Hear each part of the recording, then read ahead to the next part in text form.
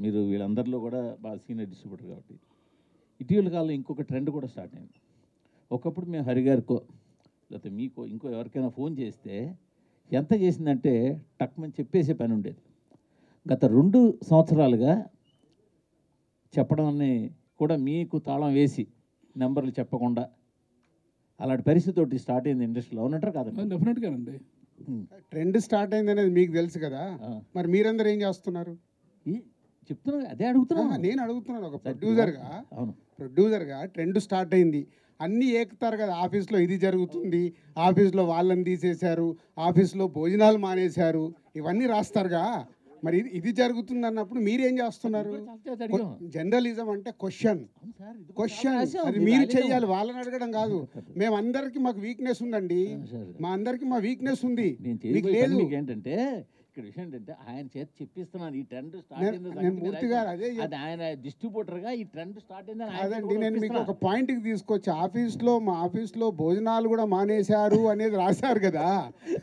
So ఇంత information ఉన్న మీకు వీటి గురించి ఇన్ఫర్మేషన్ ఉంది కదా. జర్నలిజం దాంట్లో నుంచి మీరు రాయాలి. మార్పు మీ దగ్గర రావాలి.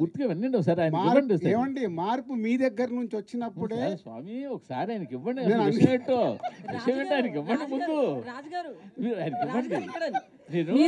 క్వశ్చన్ చేయమని మీరే చెప్తారు. క్వశ్చన్ చేస్తే వాళ్ళని పక్కన పెట్టి ఇంటర్వ్యూలు ఇవ్వట్లేదంట కదండి.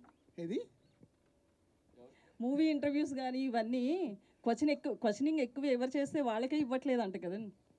అట్లా ఏం లేదే, ఎవరన్నారు అది ఇవ్వలేదు. చెప్తా, తర్వాత మాట్లాడదాం. అంటే నేను విషయం ఏంటంటే సార్, గత 2 సంవత్సరాలుగా పెద్ద సినిమాలకి ముందే డిస్ట్రిబ్యూటర్లు ఫోన్ చేసి నెంబర్లు చెప్పకండి, నెంబర్లు మాకు పంపండి, మేము రిలీజ్ చేస్తాము అనే ఒక ట్రెండ్ స్టార్ట్ చేశారు. మొన్నాడు వాళ్ళు ఏ నెంబర్ రిలీజ్ చేస్తే అవే బయటికి వెళ్తున్నాయి. ఇప్పుడు ఆయన చెప్పినట్టు బాధపడినా కూడా బయటకు నవ్వాల్సి వస్తుంది. ఈ ట్రెండ్ స్టార్ట్ అయిందని మాకు తెలిసి మేము ఐటమ్ లేదు, బట్ డిస్ట్రిబ్యూటర్లతో చెప్పిద్దాం నేను అడుగుతున్నా. ఆయన ఏమంటే ఇప్పుడు మేము అబద్ధం ఆడినా, ప్రొడ్యూసర్లు అబద్ధం ఆడినా, మీరు అబద్ధం ఆడినా జనం నమ్మట్లేదండి. అది మాత్రం వాస్తవం. మనం ఏ పోస్టర్ వేసినా నవ్వుకుంటున్నారు వాళ్ళు. ఇది మీరు మేము మాట్లాడకల్లా జనం మాట్లాడుకుంటున్నారు, వాళ్ళు నవ్వుతున్నారు. అది ఎల్వీఆర్ గారు చాలా ఓపెన్ గా మాట్లాడుతారు.